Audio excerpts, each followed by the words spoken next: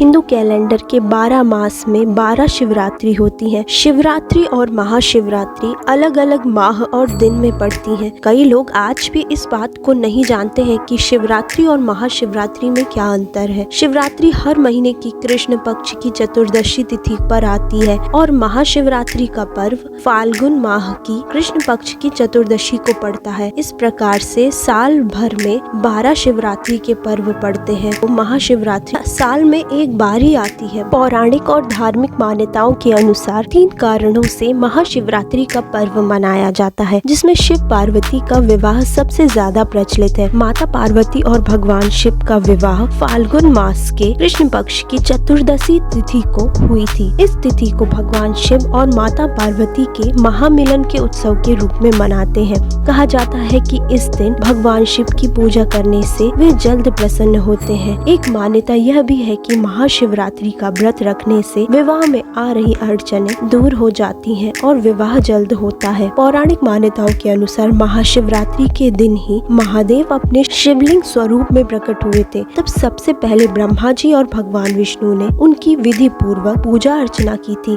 एक कथा के अनुसार जब सृष्टि की शुरुआत हुई तब ब्रह्मा और भगवान विष्णु में अपनी श्रेष्ठता को लेकर बहस हो गई। जब दोनों का विवाद चल रहा था तब एक विशाल अग्नि स्तंभ जिसमें करोड़ों सूर्य की चमक समाई हुई थी प्रकट हुआ, जिसे देखकर दोनों स्तंभ चकित रह गए। इस अग्नि स्तंभ से भोलेनाथ ने पहली बार शिवलिंग के रूप में दर्शन दिए। उस दिन फाल्गुन माह की कृष्ण पक्ष की चतुर्दशी तिथि थी। इसी वजह से महाशिवरात्रि के दिन विशेष तौर पर शिवलिंग की पूजा करने का विधान है। कहा जाता है कि समुद्र मंथन से निकले विष का पान करके भगवान शिव ने इस सृष्टि को संकट से बचाया था। इस वजह से ही महाशिवरात्रि मनाई जाती है। सागर मंथन से निकले विष का पान करने से भगवान शिव का गला नीला पड़ गया था, जिस कारण उनको नीलकंठ भी कहा जाता है।